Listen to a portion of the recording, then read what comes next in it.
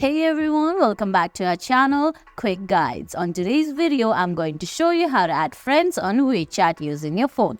It's very quick and easy, so let's get started.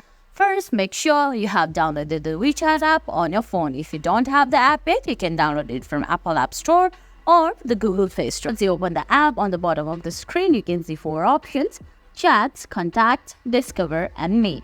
You have to select Contacts. Once you go to Contacts, select the first option, New Friends. Then check which friends you want to add. If they're from your contacts, tap on View Their Profile and tap on Add. Once you do that, you have to see if the details are correct and tap on Send.